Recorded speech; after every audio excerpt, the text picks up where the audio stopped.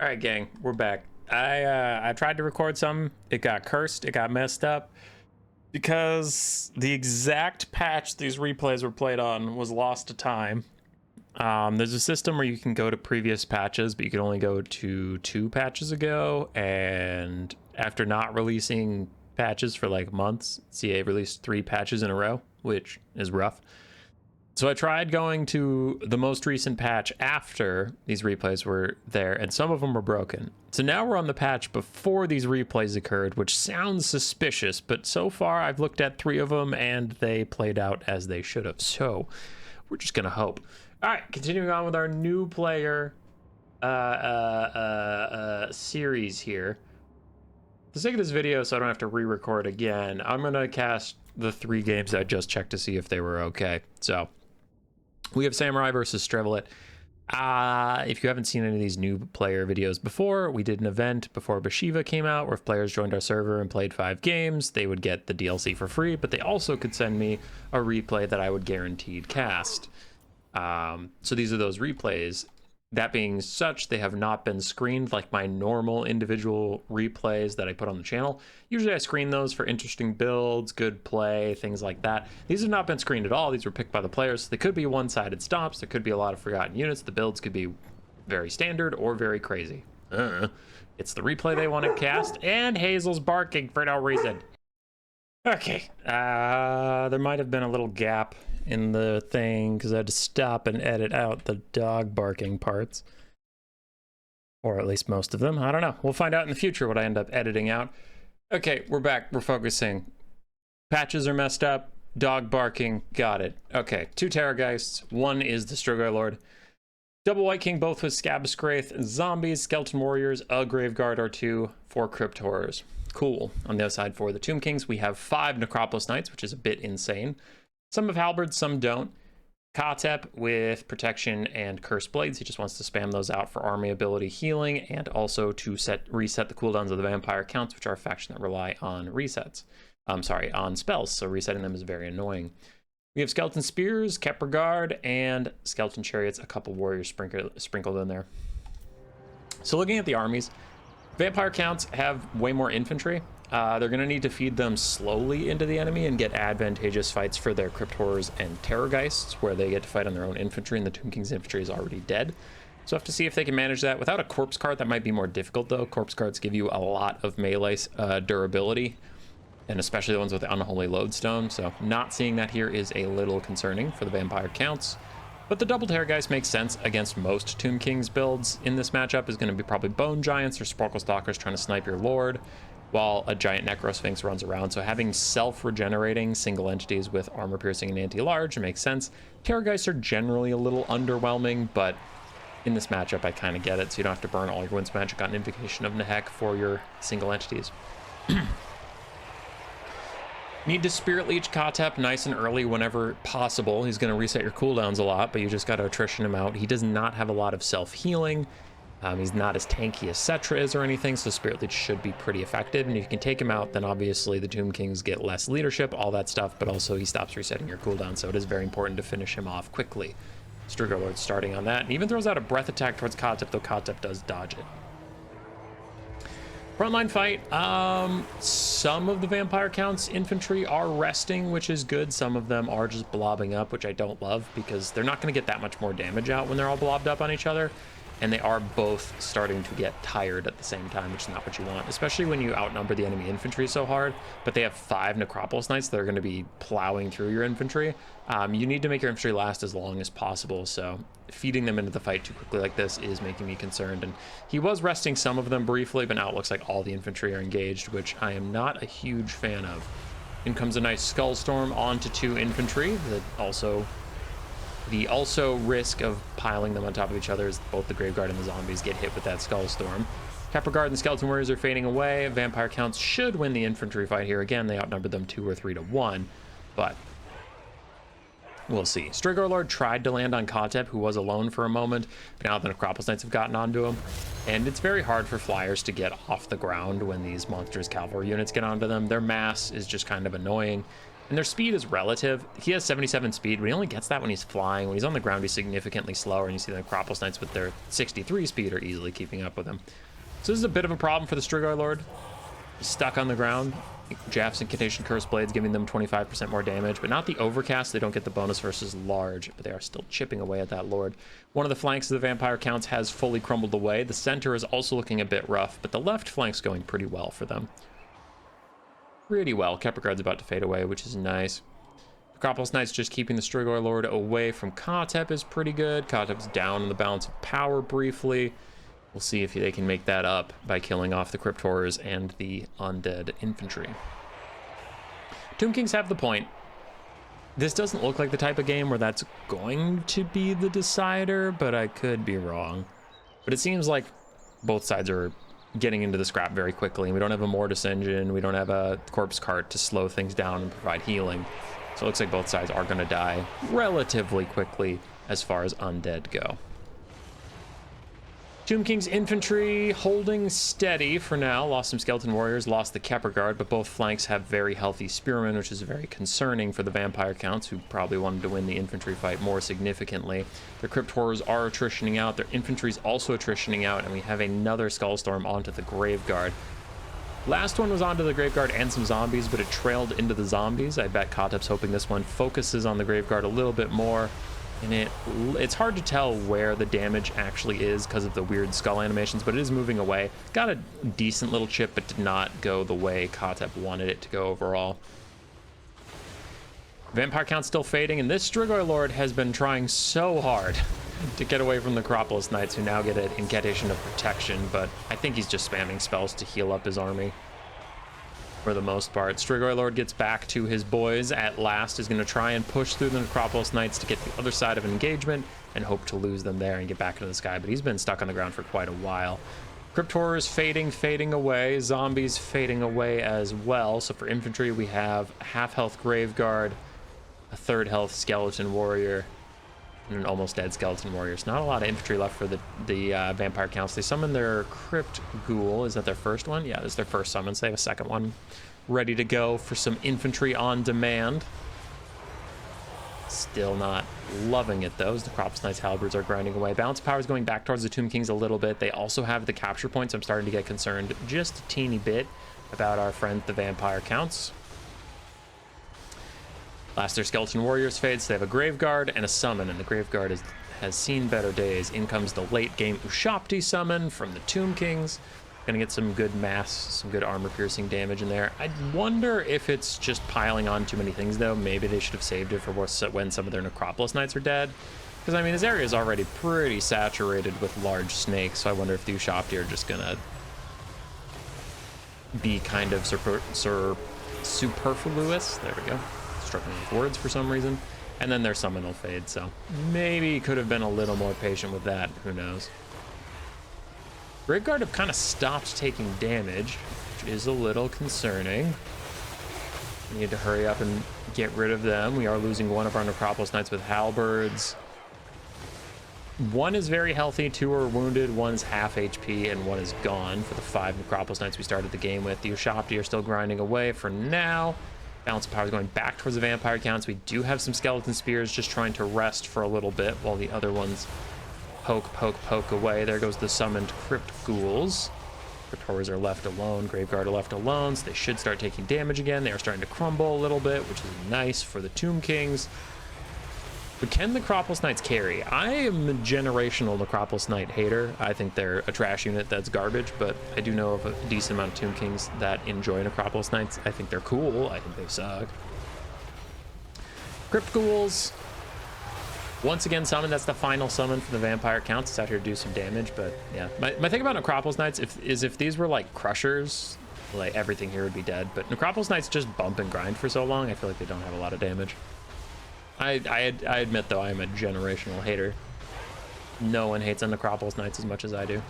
Skeleton Spears back in the mix. Looks like they're just trying to rest for a second while the Crypt Ghoul summon wears out. The Necropolis Knights that are beyond saving are just going to fight to the very last, but he backed off his 2 Necropolis Knights that are actually healthy enough. And he's just waiting for the infantry to fade away. He doesn't want to fight them for no reason, but his Skeleton Spears that were resting get hit with a double Scab Scrath. Not usually allowed in tournaments, so I'm guessing this game was just a random one on the quick battle ladder or something. But yeah, we generally ban double items like that just because they are boring.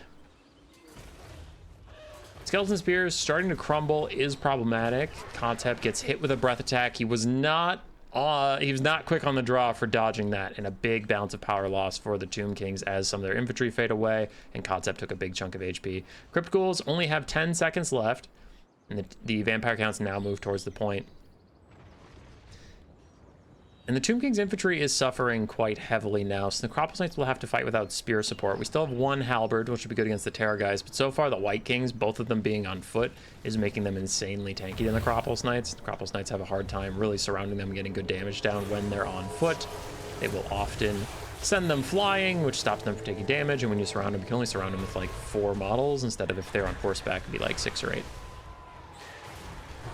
Halberds get attacked by the Terrorgeists. Invocation Heck on the Strigoi Lord is going to nearly heal cap him. Overcasted Jaff's Incantation of Cursed Blades gives them bonus versus large and weapon strength, as Kontep did suffer a little bit of overcast damage. He's just trying to save for now. The Necropolis Knights are going all in on trying to snipe out the big single entities to try and save this game. Spears are also coming in as the White Kings charge in from behind. Bounce Power is the Tomb King's worst enemy, as it is going to army loss them soon unless they get some serious damage out, which they are, kind of. They took a quarter of the Strigoi Lord's HP in this round so far. There's a Spirit Leech onto Kontep, though. That might send him into crumbling. It's definitely going to send the Tomb Kings into army losses. And that'll be GG. Necropolis Hate Watch successful.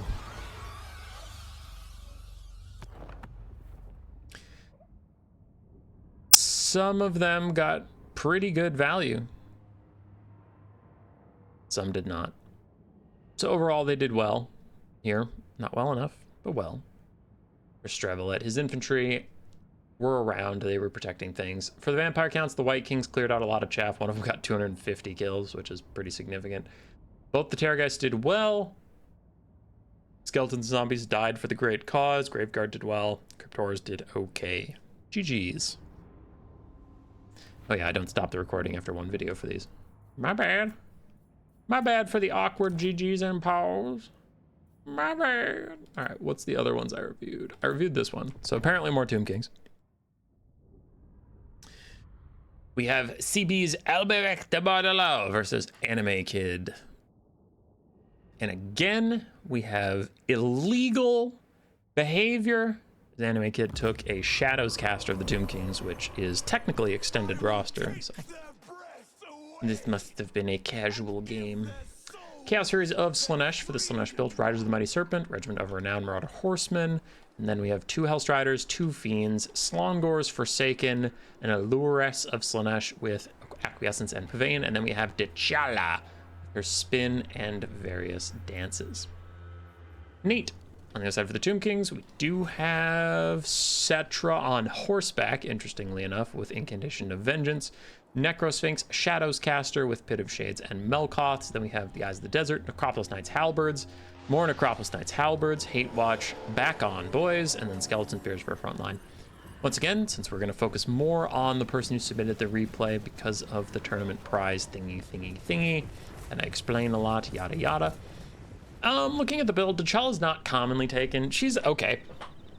She's a decent melee lord, but she is a little expensive for what she brings to the table, and then you have to bring a subpar hero caster in most cases, whereas you have some really good lord casters in the Exalted Keeper of Secrets, Azazel, honestly just the Chaos Sorcerer of Slaanesh with his boob snake mount is pretty good, so T'Challa is generally underwhelming, but she's not terrible. The rest of the build seems fine. I do like just getting 1 skirmish cav just to poke things in a late game fight or whatever, but not over indexing on it, because a lot of the times the Tomb Kings are better at counter skirmish than you can bring skirmish. Like Sporkle Stalkers, Ushapti Great Bows, especially the Regiment of Renown, are very good at just massacring skirmish cav, so I do like not over indexing that. Hellstriders are fine, Fiends are fine, yeah, the build's generally fine. I disagree about the Lord and Hero combo, but they could just be having a bit of fun, so I won't be too critical.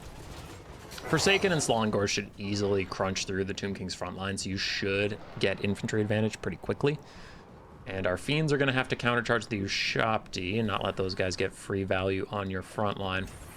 could be a little concerning is the Necrosphinx. I don't see a lot of good damage here. We don't have Pleasure Seekers. We don't have Heart Seekers or Seekers. You have Fiends, but Fiends are less explosive about killing single entities, so you'll have to fight that Necrosphinx on some serious support.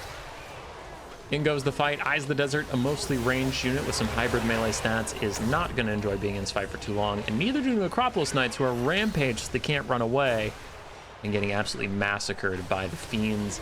And I guess the T'Challa's in the area, but she's not hitting them yet. It's mostly just the Fiends and Slongors doing this much damage to the Acropolis Knights, so goddamn. Really brutal start for the Tomb Kings on that flank. We have some Chaos Furies in the background. I did check this replay. This replay is not broken. Those were just forgotten, which sometimes happens. But they're back there. Fiends and Slongors getting a good fight with Necropolis Knights. Necropolis Knights already did completely destroy a Hellstrider. Good job for them. And the front line, wherever the Ushapti are assisting the skeletons, is going pretty well for the Tomb Kings, because the Fiends were not committed to the front line, so they didn't support against the monstrous infantry at all. They were on the flanks, as the T'Challa is also on the flanks, fighting with some snakes. It's snakes v snakes v snakes this game. Actually, yeah, where's Kalita where we need her? Fiends getting hit with the Melkoths. Somehow the Eyes of the Desert lived through that whole scrap. Everything around them died except for them. And the Fiends also get killed off by the Necrosphinx, so our concerns about that big kitty seem to be well-founded. But T'Challa's going to try and snipe out the Hero Caster. We still have the Lord Caster in Cetra, so all is not lost for the Tomb Kings, though losing your hero is still pretty bad. You don't want that, for sure. It's a good snipe by T'Challa and Slaanesh. Necropolis Knights holding firm against the last of the Hellstriders, then they fade away, just the Hellstriders are also about to rout, so that's pretty fine.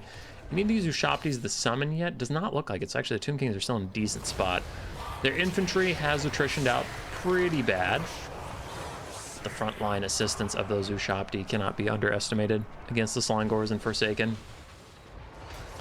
T'Challa's gonna have to start pulling her weight. She is a decent expenditure that is pulling away from her army. Also, the Chaos Furies that have been forgotten at some point have to be remembered, most likely. The Riders of Mighty Serpent offer a little bit of leadership support to the front line. Slongors are pouring in. The Acropolis Knights halberds very low, starting to crumble as they fade away. And we do have a second Ushapti joining the central fight. It is a summon. It will eventually leave of its own accord, but for now it's here to kick some Slongor ass. As the Desert trying to hit the Fiends enough to get them to demonic instability crumbles. The Acropolis Knights are getting very close to dead themselves. We have some spears around. T'Challa's out fighting, but she wants to avoid 1v1ing the Necrosphinx, who is on her tail, her literal tail. Snake jokes. Dives right on with the Fiends onto the Eyes of the Desert, getting some decent damage out, but is going to get rear charged with the Necrosphinx. If he gets 2 decent shots in, she's in real trouble. She'll be down to half HP. So we got 1 hit in. Now, is he going to jank out, or is he going to turn? He turns, and he gets another good hit. Now T'Challa's trying to path away, gets a 3rd hit. Trying to path away, but she does have to get through the snake bodies of the Sporkle Stalkers. She even throws down, I thought I saw a Narcissism, but looks like it's not going to be the case. Necrosphinx misses 2 attacks in a row. Good for T'Challa. She runs for her life into the Necropolis Knights halberds that have been so close to dead for so long, but just refuse to actually go. Still have Chaos Furies in the background that have not been activated. Rise of Mighty Serpent are coming back. Necrosphinx gets a good hit on T'Challa. Balance power's looking real bad for Slaanesh. Allure-S also probably needs to dedicate to melee at some point. But T'Challa's gonna break free, charges into Cetra. He's gonna do decently versus him, but the Necrosphinx is on her back. Allure-S is gonna get shot by the Sporkle Stalkers. The Chaos Furies have not been activated just yet. An Acquiescence down onto the Eyes of the Desert, trying to finish them off. T'Challa is going to rout. Army loss is getting close for Slaanesh. And Rise of the Mighty Serpent, chasing Necropolis Knights around. Finish them off. Hellstrider's also trying to rejoin the fray. I just don't know where the damage is for Slaanesh. Yeah, army losses is going to take him out.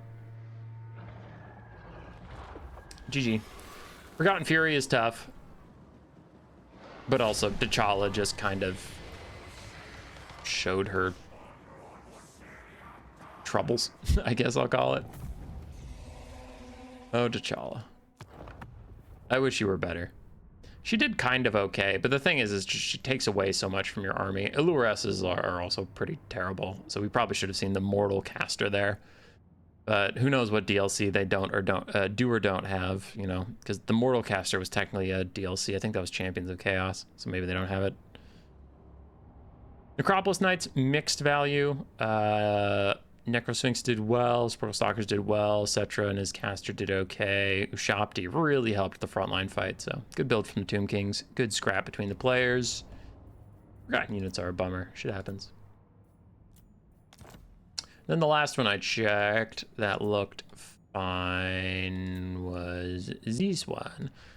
And this one I actually could confirm that it worked how it's supposed to work, because we saw this on stream. I don't remember the context, but this must have been one of the new player tournaments we played during the event. But Curie sent it to me as the one he wanted cast individually for a video, but we have seen it before if you were astutely watching the live streams. So I actually know how this one's supposed to end, and it does end correctly.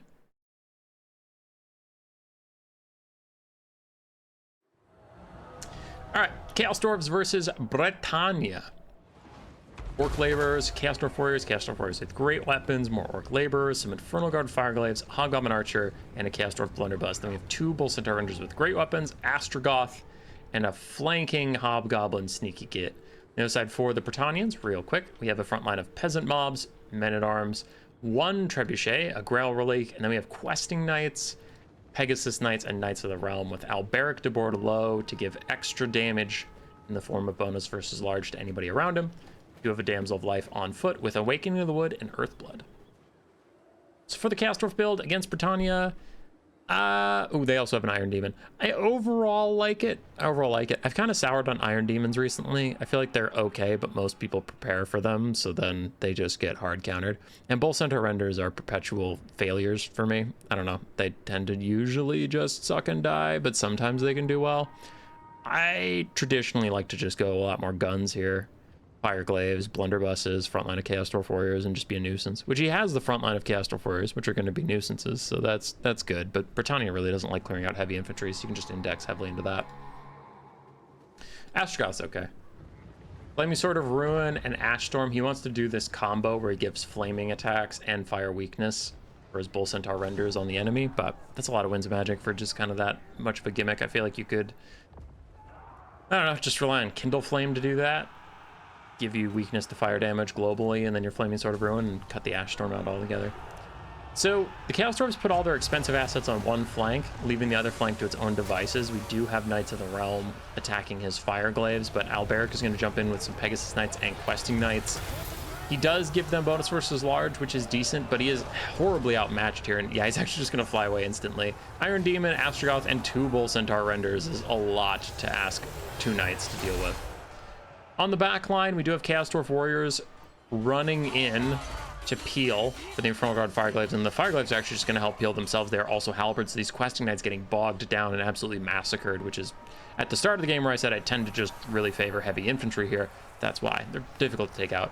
Ooh, there's the Green Knight. He snuck into this Bretonnian build, must have been in the trees when I was looking at their army, so the Green Knight is here. Could be a bit problematic for the Chaos Dwarves to deal with. A Blunderbuss already got sniped out, but it's back. It's doing okay. In this fight, we looked away from briefly, but did go very well for the Chaos Dwarves. Bull Centaur Renders easily clearing out the Bretonnian Knights. Alberic is hunting the Iron Demon, which is down to half HP and suffering a bit more. As the Paladin of Manan is taking care of them. In comes the Trident. What is that wind spell called? Wrath of Manan. Wrath of Manan down through the Orc Laborers, clear them out, but then Alberic is briefly attacked by Bull Centaur Renders, hit with an Ash Storm to slow him down, give some fire weakness, but the Bull Centaur Renders actually don't deal fire damage. That's where you need the follow-up Flaming Sword of Ruin, and it looks like he doesn't have the Winds of Magic to do that, so right now it's just slowing Alberic, and then I guess Astrogoth gets a little bit more damage on him. Green Knight and the rest of the other Knights are still trying to finish off the Infernal Guard Fireglaves and the Chaos Dwarf Warriors in the pit. He does cause terror, meaning they could be retreating any time now, as the Blunderbusses have actually returned and get a decent volley onto the Knights of the Realm. Not enough to rout them, though, so they will once again be disrupted. Iron Demon still rolling. Pretty much the same HP we last saw it, and some Hobgoblin Sneaky Gits did sneak up, and it looks like they took out the Trebuchet crew before joining the fight, so no Trebuchet for you, Mr. Bretonnian man. Blunderbusses are once again dead, as Alberic and the boys group up for a bit of an Earthblood. We have Chaos Dwarf Warriors starting to flee on the low grounds.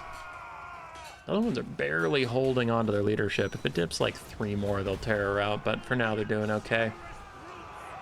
The Bretonnians are just trying to reform lines, refocus, route off everything, get healing off while they can. Iron Demon takes another hit from Alberic, but a downhill charge from Astrogoth and the Bull Centaur renders is threatening. Another Ash Storm slows him down, but no Flaming Sword of Ruin to combo with it. He will be able to get away, gets up into the sky, and he's retreating with all of his Bretonnian friends to probably go get some healing up there. But the Chaos Dwarves, they're up in the balance of power right now, but the longer the game goes on, the worse it can be for them, as the enemy is just going to heal, heal, heal. They still have infantry, they still have Bull Centaur renders. Uh-oh, they're getting caught on a downhill charge. That's bad. That's bad. In comes all the knights. Now, unfortunately for Bretonnia, the knights are all blobbing on the same spot. They're not even spreading out well. So they didn't get full contact on the Bull Centaur renders to do even more damage, but it's not going to matter too much. Now they're going to back off as a Flaming Sword of Ruin comes down, flaming attacks, but without the Ash Storm for the fire weakness. So that combo can be really hard to pull off because it's a lot of Winds of Magic to be able to throw down at once. Damsel's trying to get away, is mildly slowed by Suppressed, and I honestly forget what gives Suppressed in this context. Is it the Iron Demon? Yeah, it gives Suppressed Iron Demon's flame attack. Nice. So it just slowed her a little bit. Bounce power still in the Castor's favor, though it is a little less in their favor, I believe, from earlier. Green Knight's still fighting it out. Wrath of Manon goes through some Orc Laborers, just trying to get their leadership nice and low. Looks like the Infernal Guard dodge the Wrath of Manon. No, they get discouraged, which means they could tear her out away from the Green Knight, but it's not going to happen. Not going to happen as the Green Knight takes a fight with Astrogoth. In comes Alberic and the Pegasus Knights. This could be really bad for Astrogoth and the Chaos Dwarf's hopes. He's getting close to half HP. There goes an Ash Storm, but he is below half HP now. Other things piling in once again for the 80th time. They don't deal fire damage naturally, so actually there is no weakness here just yet. Astrogoth himself does a little bit more, just a little bit. Infernal Guard Fireglaves and Hobgoblin Archers trying to fire in and get that little damage boost from the Ash Storm, but looks like Bretonnia is going to back off for now. We're Awakening to the Wood is down. Will not do very much damage to the Bull Centaur renders that are here. Maybe should have saved that Winds of Magic for a heal, possibly. Bretonnian Knights are having a lot more trouble than their single entity cousins getting away here as they try and get up and over. Still getting shot, losing some models, even some of them are routing. Green Knight's full HP, which is a little concerning. Bounce power's back to 50-50. In the distance, we have an Orc Laborer chasing down a Men-at-Arm. That's pretty whatever. Not really going to matter for this game at this point. And the Grail Relique is starting to die. Grail Reliques are nice. They keep peasants in the fight, but they also can just make your knights a lot better. You know, immune to psychology for everybody, leadership, melee attack, no more problems. Questing Knights and Knights of the Realm trying to team up on the Iron Demon. They are very low, however, meaning they will not be able to do it. They are going to rout, but they got some decent damage, I suppose. Flaming Sword of Ruin is down. Alberic is in the middle of a bad fight. The Green Knight's exactly where he wants to be, but Alberic is not as big of a fan of fighting all these guys and does need to try to get out of their bounce powers back in the Chaos Dwarf's favor, as just more of their infantry keep coming back. Pegasus Knights are going to finish off those Infernal Guard Fireglaves once and for all. The Damsel and Alberic are trying to take out the Hobgoblin Archers, while the Green Knight just 1v1s the rest of the army. I suppose it's like 1v50, 1v100. And he's taking some nasty hits from Astrogoth right now, which is problematic. The only hope for Bretonnia to win this is the Green Knight being an absolute baller and carrying, which is possible, but Astrogoth getting good hits in is bad. Real bad. Archers finally rout. Bull Centaurs are going to charge in, however. One final heal from the Damsel before she's most likely going to tear her out. Because I don't see a Grail Relic to keep her in it this time. She is going to rout. Alberic is stuck at the health he's stuck at unless the Damsel's allowed to rally somehow, which seems unlikely. There goes down another Ash Storm. Alberic taking more damage. Green Knight being partially ignored. Iron Demon is close to dead. Bull Centaur renders also not feeling too good, and we saw how much damage Astrogoth took earlier, so like it's possible the Green Knight snipes him out. Army losses is coming close for Bretonnia. Now the Green Knight is your win condition and he is unbreakable, so I guess army losses doesn't matter that much, but I mean you would like for the Damsel and them to eventually come back. His bounce power keeps getting worse and worse. Dolores Blade down for the Green Knight, completely surrounded by Bull Centaur renders. He is going to throw in the towel, and that is how the tournament game went. So I know that that replay wasn't cursed. Nice win from Kiri. Astrogoth did well. Hobgoblin Sneaky Gits did well. Chaos Dwarf Warriors did fine. Archers did well. Fireglaves did well. Bull Centaur Renders did very nicely, and the Iron Demon also did well. For Adam Blitz, Green Knight and Alberic did fine. Infantry got largely crushed, but that's what you expect out of them. Knights Throne did okay. Questing Knights did okay. Pegasus Knights did alright too. And honestly, the Trebuchet, despite being shut down pretty early into the game, still got good value. So, GG. Close game. Roar. Subscribe. Yes, yes.